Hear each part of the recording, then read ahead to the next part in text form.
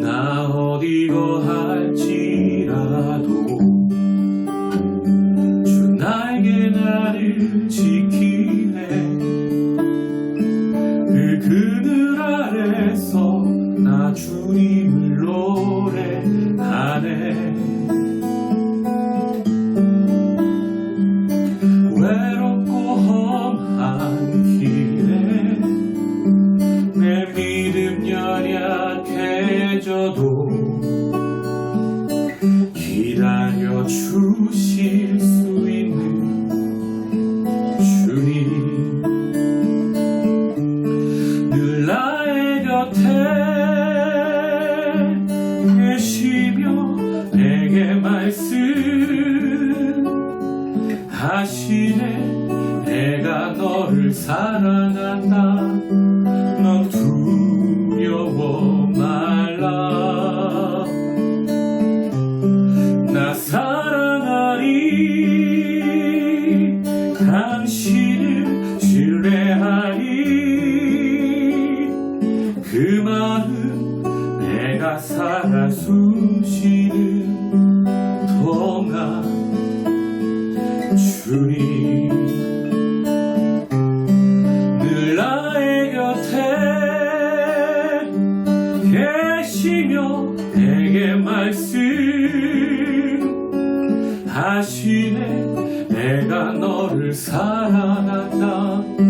넌 두려워 말라. 나 사랑하리. 당신을 신뢰하리. 그 마음 내가 살아 숨쉬는 동안, 내가 살아 숨쉬는 동안, 내가 살아 숨쉬는 동안 주님.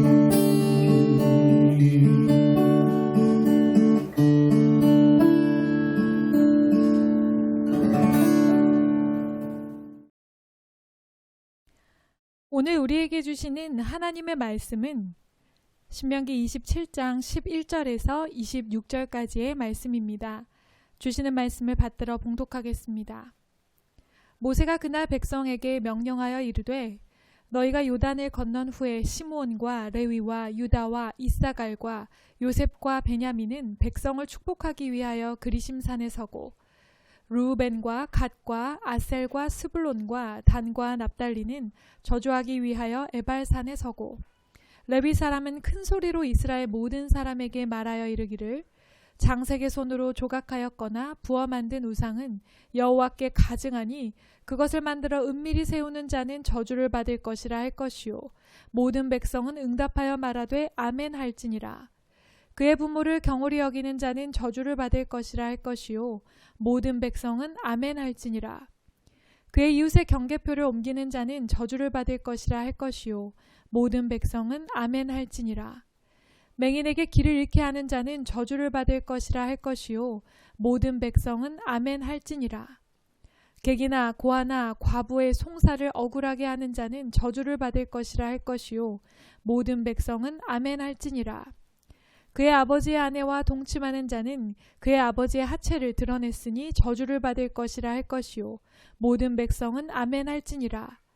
짐승과 교합하는 모든 자는 저주를 받을 것이라 할 것이요 모든 백성은 아멘 할지니라. 그의 자매 곧 그의 아버지의 딸이나 어머니의 딸과 동침하는 자는 저주를 받을 것이라 할 것이요 모든 백성은 아멘 할지니라. 장모와 동침하는 자는 저주를 받을 것이라 할 것이요 모든 백성은 아멘 할지니라. 그의 이웃을 암살하는 자는 저주를 받을 것이라 할 것이요 모든 백성은 아멘 할지니라. 무죄한 자를 죽이려고 뇌물을 받는 자는 저주를 받을 것이라 할 것이요 모든 백성은 아멘 할지니라.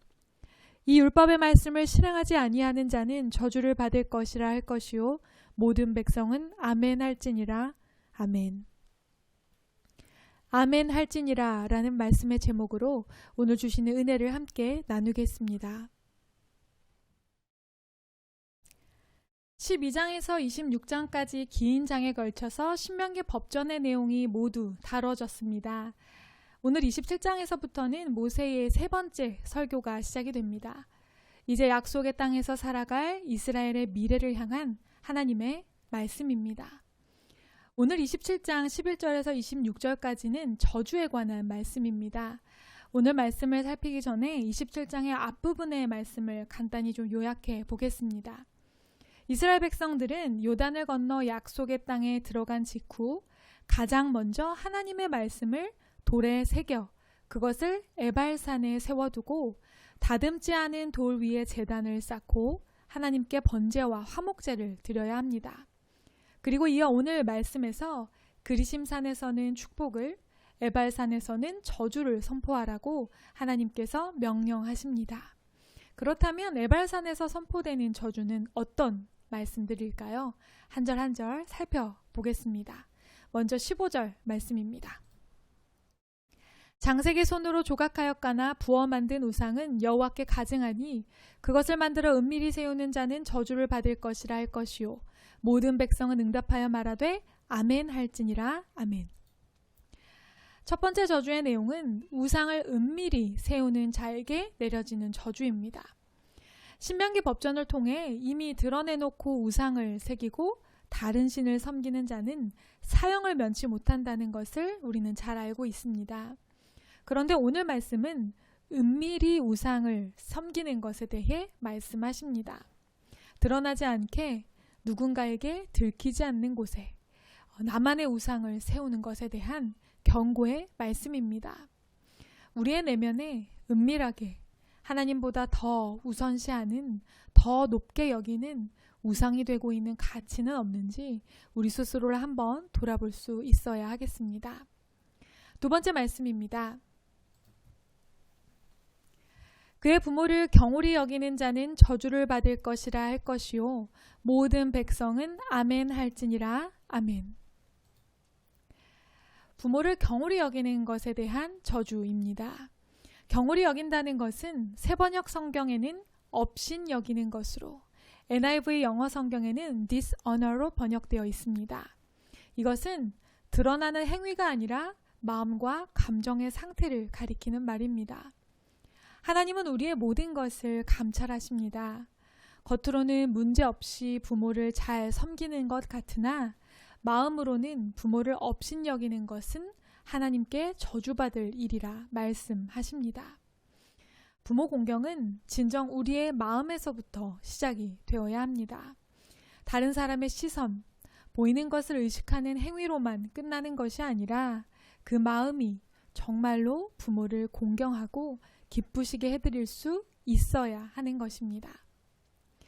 세 번째는 이웃의 경계표를 옮기는 자에 대한 저주의 말씀입니다.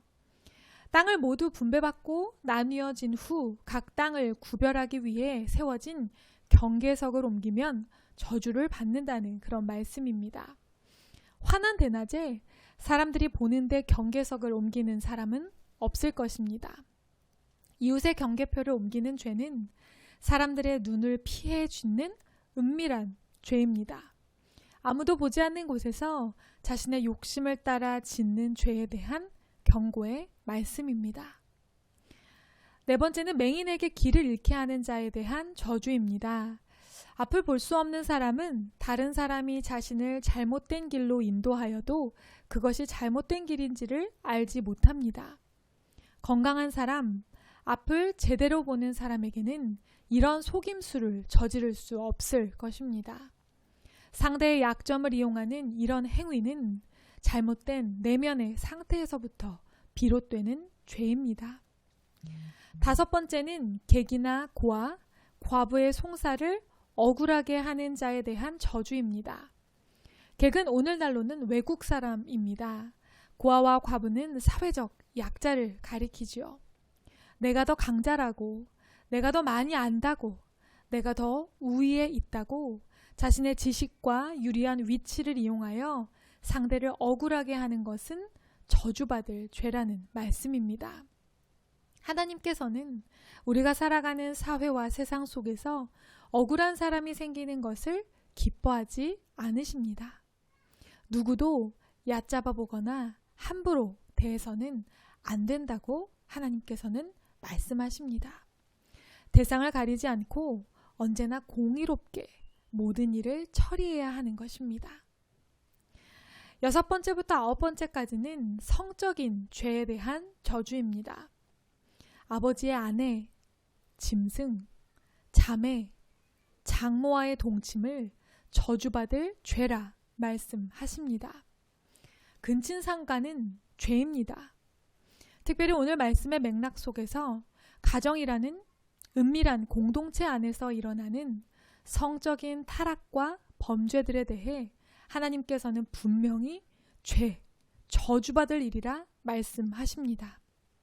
또한 하나님께서는 창조하신 질서를 파괴하고 혼란시키는 그 어떤 행위도 용납하시지 않는다는 것을 오늘 말씀을 통해 분명히 알 수 있습니다. 10번째와 11번째 저주는 사람을 죽이는 것에 대한 말씀입니다.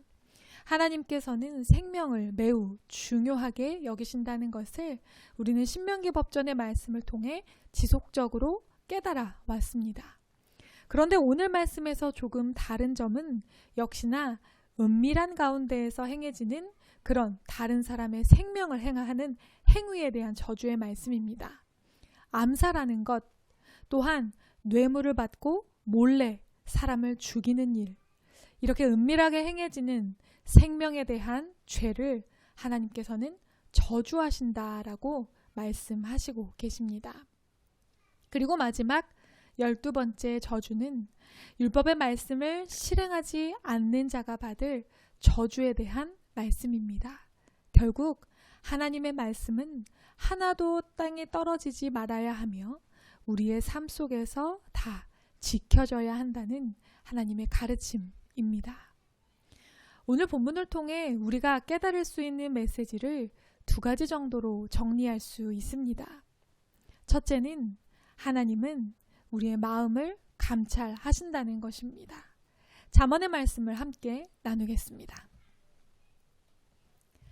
사람의 행위가 자기 보기에는 모두 깨끗하여도 여호와는 심령을 감찰하시느니라. 아멘. 오늘 저주가 선포되고 있는 12가지의 죄목들은 특별히 은밀한 가운데 행해지는 죄들이었습니다. 드러나는 행위뿐만 아니라 우리의 내면의 죄, 또한 은밀하고 밀폐된 관계나 작은 공동체 안에서의 죄까지도 하나님께서는 모두 감찰하시고 계십니다. 은밀한 죄가 저주의 대상이 되는 이유는 분명합니다. 여호와를 경외하지 않을 때 우리는 은밀한 죄를 짓게 되기 때문입니다. 모든 것을 아시는 하나님을 정녕 경외하는 자는 은밀한 부분까지도 하나님 앞에서 거룩하고 온전해지기 위해 노력하는 삶을 살게 될 것입니다. 우리도 우리의 은밀한 영역, 감정과 생각, 가치관과 같은 모든 영역을 감찰하시고 보시는 하나님을 경외하며 우리의 마음과 생각을 지키는 삶을 살기 원합니다. 둘째로 우리는 죄인이며 죄는 오직 십자가에 달리신 어린 양 예수 그리스도로 인해 용서받을 수 있다는 사실입니다. 오늘 읽은 저주의 말씀은 에발산에서 선포됩니다. 아까 설명드린 대로 27장 앞부분에서 하나님의 말씀이 새겨진 돌도 에발산에 세워지고 또 번제와 화목제를 드리는 다듬지 않은 돌로 만든 제단도 에발산에 세워집니다. 왜 이 모든 것이 저주가 선포되는 에발산에서 이루어지는 것일까요? 이것은 우리의 현주소, 인간의 분명한 죄의 상태를 깨닫게 하시기 위함입니다. 한마디로 우리는 죄인입니다.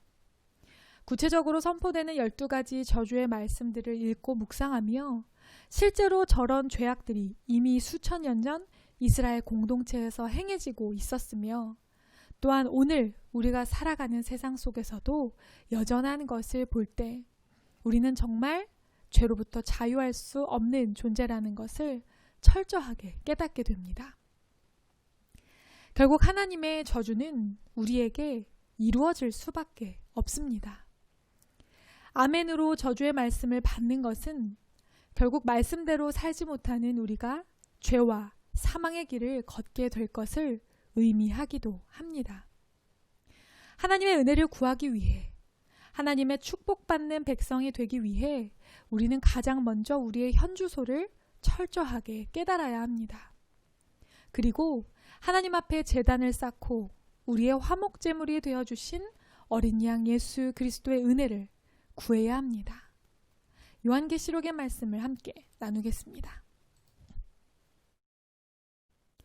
큰 소리로 외쳐 이르되 구원하심이 보좌에 앉으신 우리 하나님과 어린 양에게 있도다 하니, 다시 저주가 없으며 하나님과 그 어린 양의 보좌가 그 가운데에 있으리니 그의 종들이 그를 섬기며. 아멘. 어린 양 예수 그리스도의 은혜로 우리는 죄와 사망의 권세로부터 구원받을 수 있습니다. 어린 양의 보좌에서 생명수의 강이 흐를 때 다신 저주가 없는 인생을 우리는 살게 됩니다. 에발산에 영원히 거할 수밖에 없는 우리는 오직 예수 그리스도의 은혜로 축복의 산 그리심으로 옮겨질 수 있습니다. 우리의 힘과 의지로는 도저히 말씀에 대한 완전한 순종을 이룰 수 없어 여전히 절망하지만, 그 절망의 자리에서 우리가 어린 양 예수 그리스도를 바라볼 때 우리는 다시 소망을 붙잡을 수 있습니다. 율법의 엄격한 잣대 앞에 매 순간 절망하는 것이 아니라, 그렇기에 더욱 예수 그리스도의 십자가 은혜와 사랑을 깊이 묵상하며 감사하는 우리의 믿음의 삶이 되기를 간절히 기도합니다. 함께 기도하겠습니다. 사랑의 하나님, 오늘도 우리에게 말씀을 들려주시니 감사합니다. 오늘 선포되는 저주의 말씀들을 읽고 묵상하며 수천 년 전이나 지금이나 여전히 그 죄의 문제를 스스로 해결하지 못하는 우리 인간의 연약한 현주소를 바라보게 됩니다. 그래서 다시 한번 어린 양 예수 그리스도의 보혈의 능력과 은혜를 의지하며 나아가기를 원합니다. 우리가 아무리 노력하여도 우리는 율법에 온전히 순종할 수 없는 연약한 죄인임을 주님 아버지 앞에 고백하며 오로지 십자가의 능력으로 다시 한번 거룩해지고 깨끗해지는 삶을 사는 우리 되게 하여 주시옵소서. 모든 말씀 예수님의 이름으로 간절히 기도드립니다. 아멘.